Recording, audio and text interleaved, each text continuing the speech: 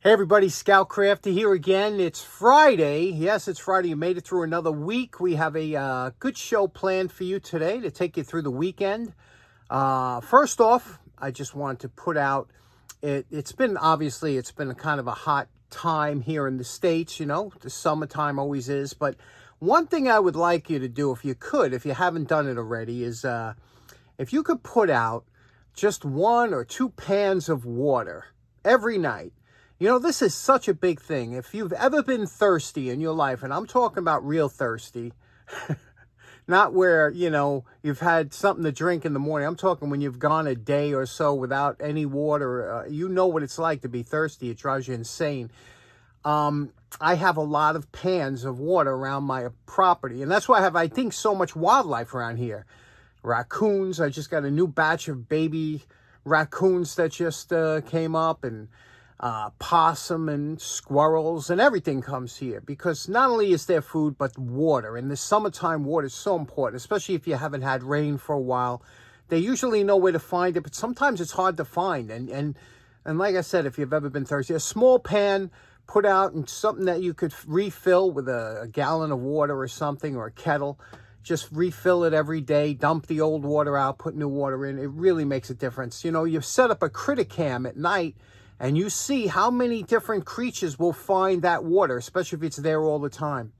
So even if you don't put food out, water is really important. If you could do that, I'm telling you, it'll pay you back 1,000,000 times over in karma. So try it out. I think you'll like it. Okay, first up, have you ever been on Amazon late at night? You're scrolling through something, and then you just see something that you like, even though you probably shouldn't be buying it, and you say, what the heck, and you hit buy it now. And yeah, I picked this up the other day. I thought it would be a good thing to have because, especially with my cats, I don't think my cats find the humor in this as much as I do, but I'm looking forward to having some fun with this thing. What do you think about that? Okay, next up, last episode we did this beautiful Jorgensen 176 clamp that was given to me by Roger. Roger and Mike, good friends from the show. Well, Roger also came over and he says, I got something for you. And he showed me this box here. Can you see this box here? Now, I'm looking at this box, and it says hinges, latches, handles. So I said, well, what could be in there, Hinges. I said, all right. And I opened it up. Check out what's inside. Okay, inside, when I opened it up, look at this box of gold. Look at this. Spark plugs, vintage spark plugs. For those of you new to the channel, I collect spark plugs. These are all old spark plugs. And what a beautiful assortment of all different type. I took the 4 worst plugs and I soaked them in Evaporust. And I want to show you what they look like and how nice they clean up. The worst plugs that I had, they were worse than this one here. You see this one here? It was worse than this. Now, we were talking about crush gaskets, and a lot of people said, I'm surprised you didn't mention about the spark plugs. Spark plugs, very interestingly enough, spark plugs had crush gasket. This is an example of a crush gasket that is on a spark plug. You could see it's the way it's designed, it's meant that it crushes. And not only is it meant to seal, but you have to remember, whenever you have a twisting force against the solid force, you're going to have some scraping. It acts as an interface between the plug and the solid surface. Now, there are 2 types of spark plugs seating surfaces. One uses a crush gasket, and that's usually indicative by a flat surface. It'll have a flat, let me look for one that they're here. It'll have a flat surface on the bottom. The other is a tapered surface. Some plugs have a taper that's meant to seal against the head of your engine. So that's why there are so many different styles and shapes and strengths of spark plugs that you just can't put a plug in. So what a great box this is, especially for me. Let me show you how nice. Remember, I took 4 of the worst plugs here and I soaked them in Evaporust. Let me show you what they look like now. I did that yesterday. Now, here are the spark plugs directly out of the Evaporust. I took them out of the Evaporust, put them in a little baking soda and warm water to neutralize anything. And this is just taken out of there, okay? So it's only out, what, 3 minutes, okay?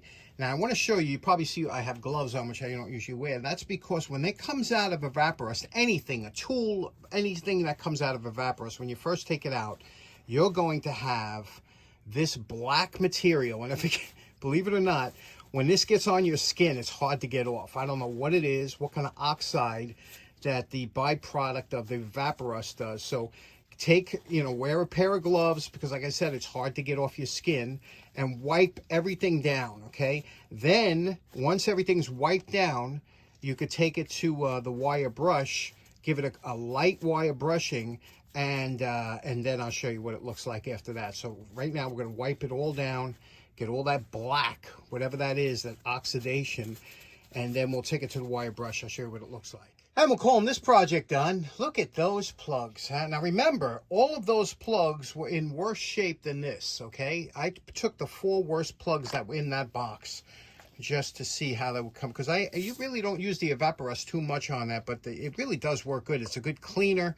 It gets in there, gets rid of all, and look at the beautiful font on here on the porcelain. This is an R1 plug, obviously.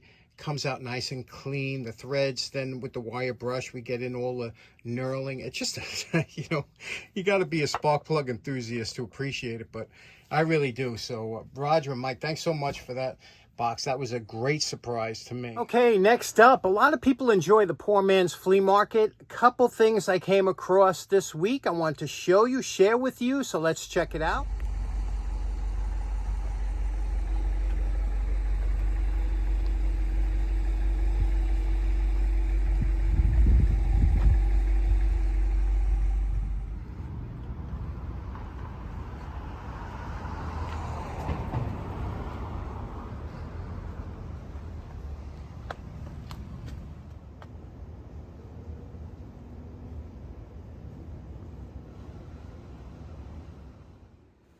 Now, this is somewhat interesting. First of all, you don't usually see a shopping cart thrown out. I don't even know if the garbage man will take it, but this was from the Family Dollar when we used to have it here in College Point. So they must have had this for a while. Somebody took it, but this over here intrigued me. Look at this case here. It's a nice case. It looks in good shape. Open it up, and what's in here? A bunch of beautiful hardwood sanded blocks. And they're all the same, and there's a bunch of them. And I'm looking at them and saying, man, if I was still doing the Pinewood Derby with the Scouts, I'd grab it. I'm saying, this looks familiar. Wonder what this is. All these nice, beautiful, straight grain wood blocks. And then it dawned on me, it's a large Jenga game. Last up, I got a real kick out of this. I saw this in the garbage, and it was funny. I said, look at this. It's a little trailer for a John Deere, one of those ride toys. And I said, man, I know what's going to happen. I'm going to leave this, let it go, and then tomorrow they're going to throw out the actual tractor. But don't you know it? My buddy Joe from Joe's shop just found one of these in the garbage. I said, I knew I should have took that thing. Okay, so the first thing I grabbed, obviously, was the edger. I always wanted an edger because here in the city, edging makes all the difference. You can see here, it's got the plug. It's still got the plug on it. So I didn't plug it in yet, thinking I'll try it on the air. But you can see what model this is. But I have to tell you something. Edging, like I said, in the city, it's a big thing. It just makes your property look so much better. And next to cements or next to curbs, if you have a nice crisp edge, it just looks fantastic compared to overgrown. The issue is, I don't know who designed this, and I'm a big fan of Black & Decker, as you know, but this swivel back here, this makes absolutely no sense whatsoever. When you have an edger, usually you want the wheels to be on the solid surface and have the blade running along the edge or what you're going to cut. So having a swivel just behind it makes no sense, and I'll show you why, what it looks like. Here it is on the floor, right? And look at this. I mean, the thing just swivels any which way. The wheels get all wonky. How are you supposed to guide this along? The wheels are going to twist and move. It moves from left to right. Just makes no sense. But before we get too much into this, let's plug it in and see if it at least works. What do you think? You think it's going to work? Because I do. Now, before I even plug it in, you see that plug, all the oxidation on there? It takes 2 seconds to clean that oxidation off. And at least you'll know it's not the connection that you have a problem with. So now we'll plug it in. Okay, it's plugged in, and I'm going to squeeze the trigger now. First time.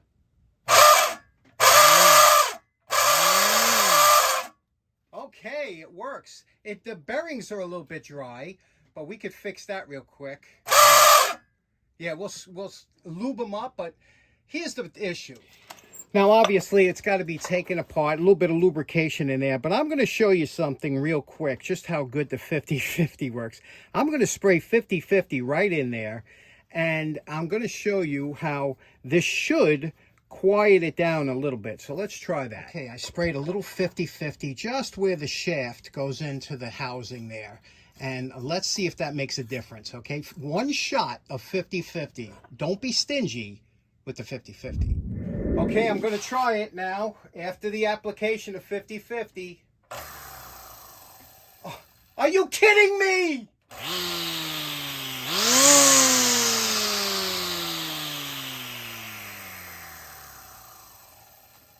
I should damn patent that stuff if only I invented it. Okay, now that I know it works, and I thought it would, it's a brushed motor. They're very durable, especially with that design. I'm sure whoever used that edger probably screwed up his lawn and said, "The heck with this," and left it in the garage never to be used. I bet you there's very few hours on it because of the design. So now I got to come up with some wheel design to put the wheels behind and to the left of the trimmer, so this way the wheels could drive on the sidewalk where it's nice and stable and steady, and the cutter could do its job just like professional edges are made. So what do you think of that find? Pretty cool, huh? Next up, let me show you what else I found, which I took. I also grabbed this. Now you're saying, what the heck did you grab that for? First of all, it's a what they call a makeup case, sold today. And obviously it's not in perfect shape, but it's not broken.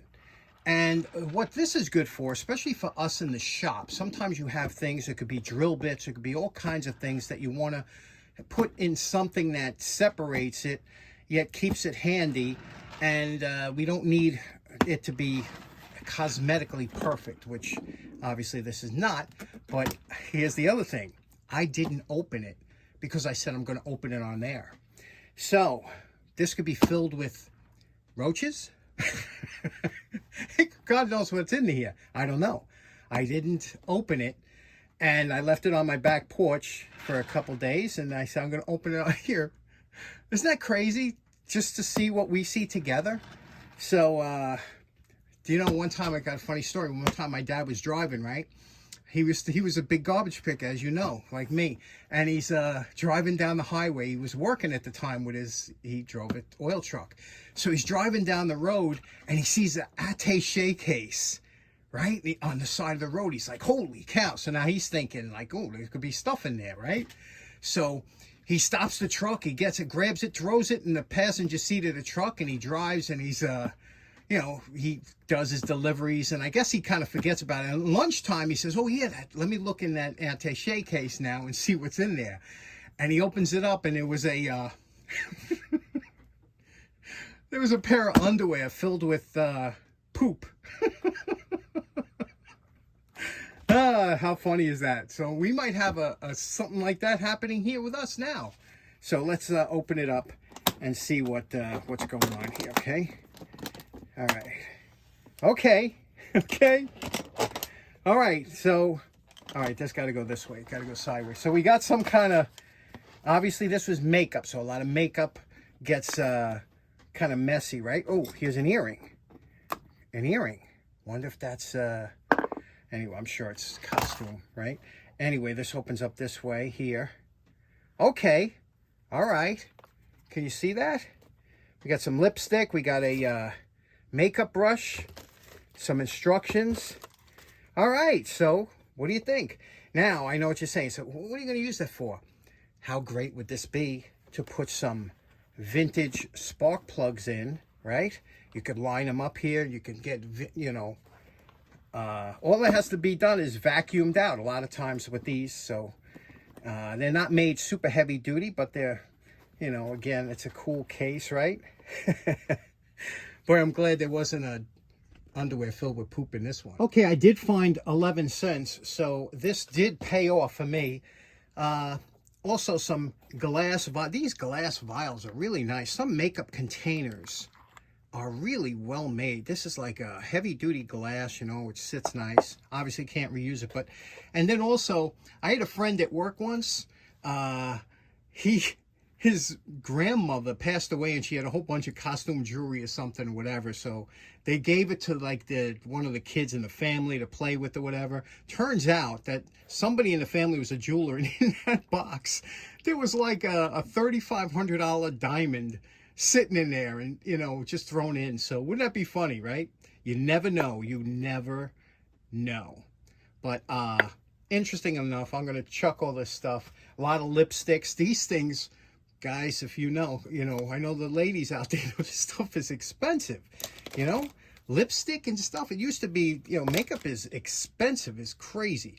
Okay, so let's clean it up. See what we took everything out. We vacuumed it. Now it's all clean. There's nothing in there. However, makeup leaves a lot of stains and stuff. But what you could do, these super lightweight mats that they sell at the Dollar Tree, these are fantastic. If you ever bought, I cut these up all the time and put them in cases.